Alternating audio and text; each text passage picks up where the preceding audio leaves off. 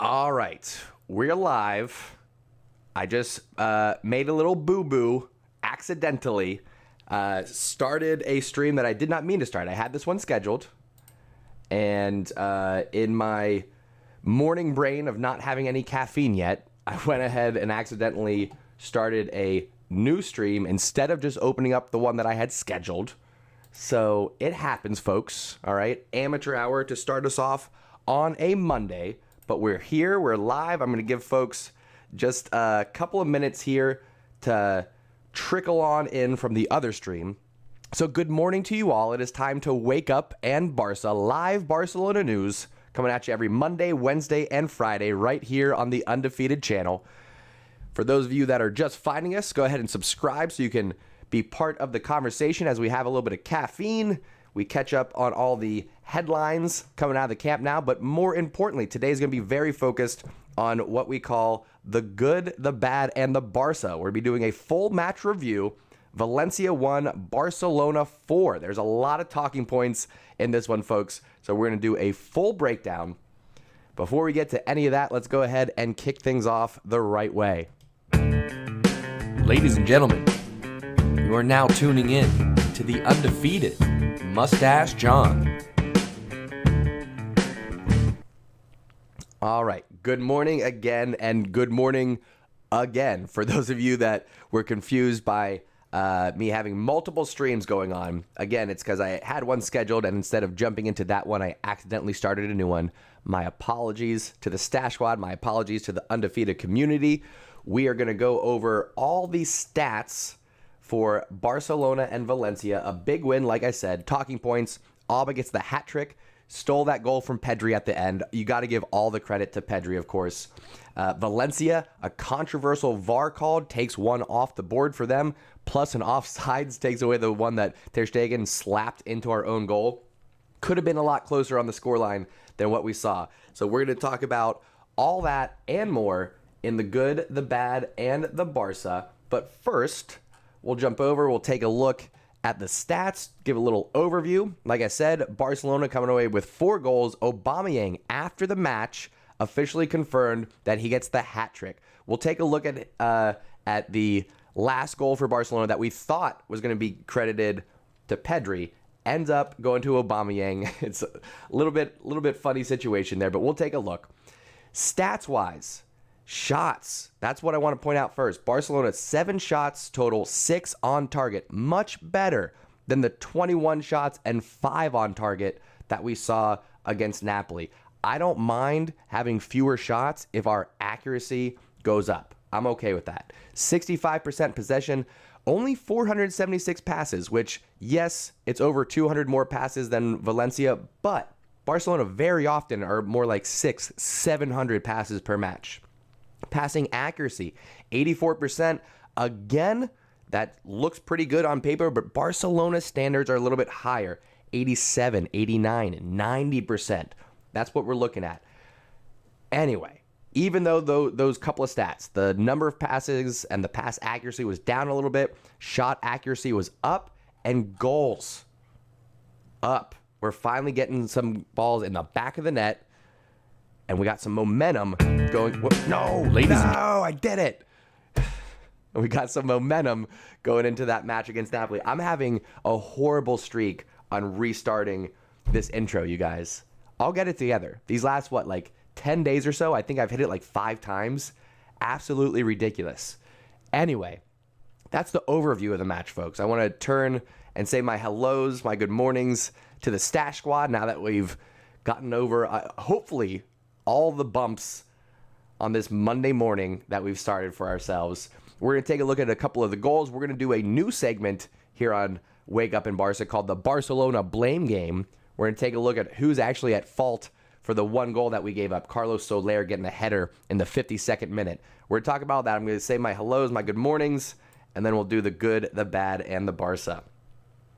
Who we got here? Mubash, hello. Rishi, hello. Flashman Kind is with us. Who else we got? I appreciate everybody's patience again. Starting the wrong stream and then having to jump over. Kudis, good morning, sir. Takir, I appreciate your patience. Thanks. Winston is with us. Sem is with us. Hello. Heine, hello. Good morning to you. Irfan watching from Sweden. Right on. Welcome. Michael talks football, becoming a regular here. Good morning, sir. Glad we were able to connect. Again, another shout out. Michael talks football. Check out his channel when you get a chance. Yaira, hello. Watching from Ghana. Glad you found us. Who else we got here? SK, good morning, sir. If I missed anybody, I apologize. Hopefully I got everybody. Mashed potato, love the name. Good morning to you as well. Okay, folks. So, first talking point is Aubameyang. I think we can start with, I know this is going to be out of order a little bit. Actually, before we break down the goals. Yeah, before we break down the goals, let's do the good, the bad, and the Barca. How about that? Here in just a moment, we'll get to analyzing a little bit of Aubameyang. We'll get into the VAR. We'll talk the Barcelona secret sauce. But first, before we break anything down, let's go ahead and get to the good, the bad, and the Barca. Good morning to you, Ayush. Glad you made it in, buddy. Felipe, good morning to you as well, sir. Okay, the good, the bad, and the Barca. Barcelona 4, Valencia 1. This was a big match for Barcelona, able to climb back into 4th position in La Liga with a match in hand. So we're creeping up on Betis there. So what we do here in the good, the bad, and the Barca is we talk about what was good about the match, what was bad, and what was Barca before getting to the mustache man of the match. Now, the good and the bad, that's pretty self-explanatory. The Barca, that could be a person, that could be a specific event, that could be something abstract, but it's something true to the Barcelona DNA. That's what that box is reserved for. But we're going to start with what was good about the match. You could pick a lot of things, but this episode, we are highlighting Frenkie de Jong. Got the second goal for Barcelona. A nice assist there from Dembele. But during this match, what we saw from Frenkie was box to box, sideline to sideline, covering all areas of the pitch. He did have a little hiccup. We'll point that out a little bit later in the stream. But what we saw from Frenkie de Jong was his ability to dribble through the midfield, to pass through the midfield, to win the ball back in the attacking third with a high press. I loved everything that I saw from Frenkie de Jong, and he was able to put one in the back of the net to silence those critics and continue the positive form that we're seeing from Frenkie de Jong. Now, in terms of what was bad, all right, I'm gonna pick on Frenkie a little bit when we break down the goal. But overall, what was bad was our marking in the center of the pitch, particularly in the back line. So, Mingueza, you get the spotlight tonight, this morning. It's not nighttime, it's morning. From last night's game, I should say. Mingueza gets the spotlight. Eric had to come off injured. Mingueza comes in, hasn't spent a lot of time at center back in his natural position. That's where he was promoted from Barca B. He spent more time at right back and at left back, actually. But a poor performance from Mingueza. The marking is not tight enough. You saw the goal from Soler, center of the pitch. Again, we'll do a full breakdown. We'll see who's really to blame for that goal.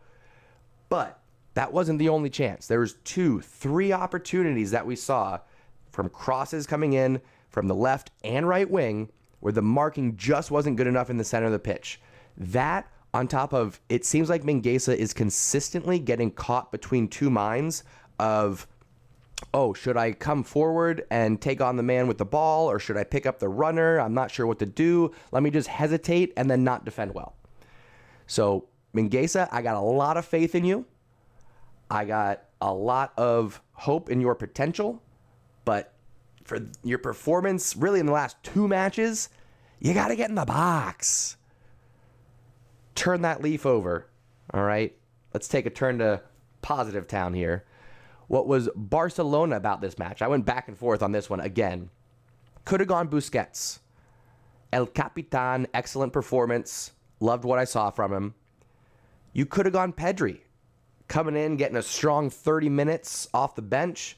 We needed a spark. We were struggling a little bit in that second half. Didn't pick up where we left off with a tremendous effort in the first half. So could have gone to Pedri. He got robbed of that goal because it flicked off of Auba just a little bit there. But you know who gets it this time? The young Gavi. Wonderful performance. Starting out on that left wing, a little bit of an inverted winger a la Iniesta. He played attacking mid. He played right wing. He was box to box at times. Loving the effort from Gavi. He is tenacious. Once he gets a little bit older and he gets his man body, because right now he's 17 years old, and he is playing with reckless abandon. In the match against Napoli, head-to-head collision, a big welt on his forehead. He said, I don't care. I'm going to keep playing the way that I play. You can't stop me. An assist in this game.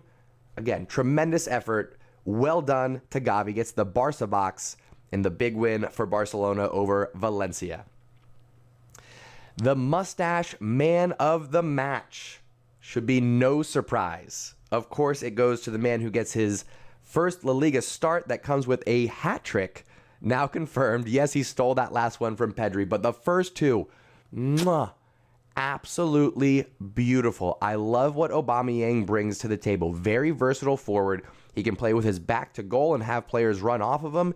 He can collect the ball deep, turn and run in the defense. He can drift wide left, or he can run in behind, which is what we saw from his first goal. Again, we'll take a look. We'll do a further breakdown, but we have not had that kind of pace in a number 9 since Samuel Eto'o. So I'm very thankful that we were able to work out a deal for Aubameyang to come in January. It gives us, like I said, the pace that we need in that number 9 position, which prevents our opponents from keeping that high press across a midfield line when they have that opportunity. If we're able to threaten on the counterattack with the pace in attack, it stops that from happening. So that's what we needed, and that's what we got. Excellent performance overall. Loved what I saw from a lot of players, but the good goes to De Jong, the Barca goes to Gavi, the mustache man of the match goes to Auba, and we've got some good momentum going into Thursday's match against Napoli. I'll pause there. I'll turn and see what we think from the chat.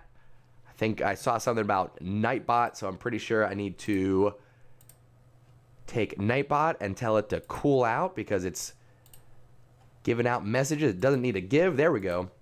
You'd think after doing this this show for the last 6 months I'd have some of this down, but obviously not. Obviously not, my friends. What do we think about the good, the bad, the Barca? Do we have any disagreements? What are your thoughts? I'm going to turn to the chat. Let's see here. Again, Ayush, good morning. The Stash Mod coming in, holding things down for us. Who else? Rishi says, De Jong had a good game, as well as Dembele. Yeah, but I'm just going to be real honest with you all. Dembele's not getting any good box. He's not getting any Barca box, and he certainly is not getting any mustache man of the match. I just don't see it happening, okay? There will be a hard bias against Dembele, self-admitted. Anyway, Prashant says would have gone good Pedri, bad Garcia or Mingueza, Barca, Dest, and man of the match Auba. Listen, I could have gone Dest, but I didn't want to hear the criticism of my American bias. But Sergio Dest did have an incredible match. And you know what, Prashant? You actually brought up a very good point that I think some people perhaps didn't catch, but I'm going to share it with you all now, which is the fact that 3 of the 4 Barcelona goals came from Sergio Dest throw-ins. Check this out. I'm gonna mute this. Check this out, folks. First one. Who's throwing that ball in? That's Sergio Dest. Fast forward, build up, yada, yada, yada. We fast forward, and goal. Aubameyang, but it starts with a throw-in from Dest. Here's the second goal. Who is that again? Sergio Dest throwing it in. Oh, and he's involved a little bit more. Nice little dribbling there. Gets past 2 or 3, and then a Barcelona goal. What happens here? Pedri / Aubameyang goal. Starting out, Dest goes, I know just who to throw this to. Ferran Torres, because he's going to get his pocket picked, and it's going to set up Pedri for a rocket goal. Folks, that's the secret sauce. That's the secret sauce right there. Let Dest start the play with a throw-in. That should be Barcelona's strategy moving forward. Get the ball to the sideline in the attacking third or anywhere around midfield, apparently. It doesn't matter. Dest can literally start a play with a throw-in from anywhere on the pitch and lead to a Barcelona goal. It's absolutely incredible the way that he has figured out how to influence Barcelona in an innovative way that no one else would have ever imagined. Man of the match, Sergio Dest, King of Catalonia, the throw-in champ. Let's go, Sergio Dest. Hilarious. Honestly, though, folks, he had a really good match. He had a very good match. Let's jump over and sincerely look at some of the things that Xavi said about him. Dest was struggling when Xavi came in, of course, but what Xavi has said recently is that everyone is improving. Let's take Serginho as an example. When we got here, he wasn't doing so well, but now he's doing great. I thought he was spectacularly good against Valencia, both with the ball and without it. I am really happy with his progress. Let's go. Serginho Dest turning the leaf. I was trying to remind everybody of that when Xavi came back, when Xavi came in to manage Barcelona, Serginho Dest was still coming back from injury. Not only that, but he was being asked to play the left wing, the right wing, left back, anywhere but right back. So now we are seeing a healthy Serginho Dest. We are seeing time to implement Xavi football, and we are seeing the progress being recognized by the manager Xavi. So I'm very excited for the future for the young American. He's versatile. He's still got more potential. And I think he's starting to find some confidence. Consistency is the key. Consistency is the key for the young Serginho Dest. So that's what we're hoping to get. Fingers crossed. And it'll be smooth sailing for Dest to remain in that starting 11. We'll see here. Throw in Merchant indeed, Ayushman. What else we got? Cuda says, can we get a timely highlights with the NWO music? Oh my gosh. Yes, we'll work on that. Put a pin in that one. We will definitely work on that. Felipe says, Dest learning from Alves, 100%. That is the point of Serginho Dest, of Danny Alves coming in. It's to teach these youngsters, particularly Serginho Dest. That's what we're looking for. Michael says, Dest needs a consistent run of games. Amen to that. Absolutely. Prashant says, comparing his previous games, Dest's performance is a big step up. Can't disagree with that. How many matches at the same position for Dest now? Not a lot. He has not had consistent starts in that right back position, unfortunately. Do I think Dest will start as a left back next La Liga game? I don't think so, but, well, maybe, though, because Jordi Alba is suspended. So that's actually a good point, SK. Jordi Alba is going to be suspended. So you might see Dest swing over to that left-hand side. We'll see. We will see. Okay, so we did the good, the bad, and the Barca. Let's take a look at one of the controversial calls, which was Valencia's goal getting called back. But if you look at this picture, you guys. Look at this picture. It is clearly out, plain as day. We'll zoom in there. Where's the controversy? Where's the controversy? Play continued on from here, eventually leading to a Valencia goal. But then when you go back and look at it, the ball was clearly out. The referees missed it. So where's the controversy? I don't get it. I don't get where any of the complaints are coming from in terms of Valencia fans. I don't get it.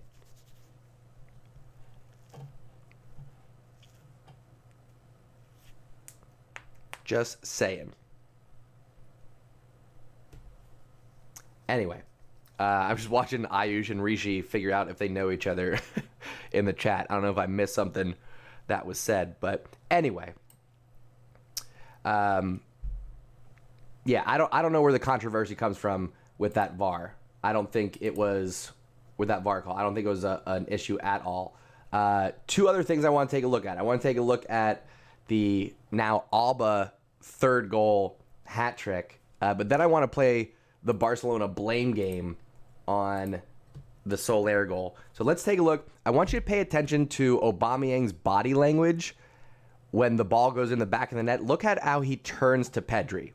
Auba knew that this was going to be his goal. Watch Auba's body language on this. There's a shot, and then watch Auba turns, and he's like, oh no, that went off of me. Watch that again. Go back. Pedri's shot. Watch Auba right in the center of the screen here. Watch how he turns to Pedri. At first, I thought it was turning and like celebrating Pedri, but if you watch it again, knowing what we know, he's very clearly turning and taking claim of that goal. Watch this. He's like, oh no.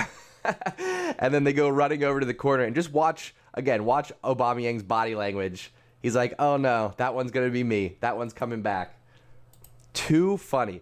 The least amount of effort you might ever have to put in to getting a goal, Aubameyang. But the first two were incredible. Absolutely incredible. Let's actually take a look at his first one. This was so impressive. Ball over the top from Jordi Alba. Incredible pass. Let me pause and break this down, because this is what we have been missing. It didn't matter if it was De Jong, if it was Torres, if it was Luke de Goat, whoever we had at the number 9 position, this is what we've been missing.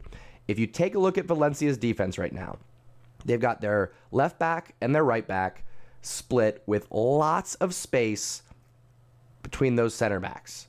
Push forward a little bit. Look at that gap for Aubameyang to run in behind. If you put someone else there without as much pace, this play doesn't happen. And without someone like Aubameyang creating this threat, Valencia can press as high as they want. So with the pacey number 9 now in our attack, we can do. Loving what I'm seeing from Aubameyang there. Absolutely loving it. What was the best of the goals, too? Because that one was great. But then Frankie's and Auba's second goal were both tiki-taka build-up.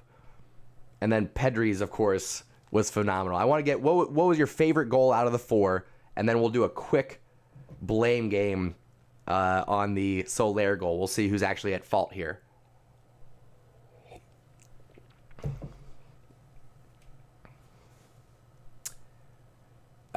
Simon, no worries, man. Good to see you. Glad you're able to jump in. Prashant says, only controversy on VAR is something that helps Barca. Sure. Michael Talk says, do you think Real Betis can continue their form? The next 3 games for Betis is tough. They got to slip up eventually, right? Eventually they got to slip up a little bit. I think we're going to catch them. We do have a match still in hand. That's going to be in our favor, of course. If we get 3 points there, that puts a lot of pressure on Betis, and I think we still play them a little bit later in the season. So all good things. All good things coming. Alba played well. That was the type of performance that I would expect from Alba. So I'm not going to sing his praises too much. I'm saying he did what he was supposed to do, I think. Getting some love for Auba here. Yeah, I think, I don't know. Not the Frank. I think Auba's second goal, assisted by Gavi, might have been my favorite. Maybe. Might have been my favorite. Anyway, folks, it is time for a brand new segment on Wake Up in Barca called the Barca Blame Game, where we take a look at the goals conceded by Barcelona and who's really to blame. We're going to do a little breakdown. So this one comes from Carlos Soler, a header in the 52nd minute to get a goal back for Valencia. At the time, this put Valencia down just 2 goals, 3-1 Barcelona. Of course, we got that 4th one to seal the victory. But let's take a look at who's really to blame in this Carlos Soler goal. Starts out, look at the space that Bryan Gil has to get this cross in. I was picking on Dest a little bit a couple times during the live stream for giving too much space on the wing. Ferran Torres, guilty of that here. Look at all that space. You got to close that down defensively, put pressure on the man on the ball so that he doesn't have that much time to get this cross in. Let's continue on here. There's a goal. Okay. Now, it would be real easy to say, Araujo, Mingueza, you're the center backs. And that goal came right in between the 6-yard box and the penalty spot. That should have been you guys. Easy to say that it should have been the center backs, and maybe they get a little bit of the blame. It is in their general area. But here's what okay, this is where I want to start from. Back here. Because this is where we're really going to get to the blame. And I hate to do this. But if you look at our back line, there's Jordi, there's Mingueza, there's Araujo, and there is Sergio Dest. Excuse me. So what happens here is you see Soler, who's right here where my mouse is hovering. He should have been picked up by one of our midfielders. That leaves De Jong and Busquets. It should have been one of those two. Let's watch this play out, and you tell me who it should have been.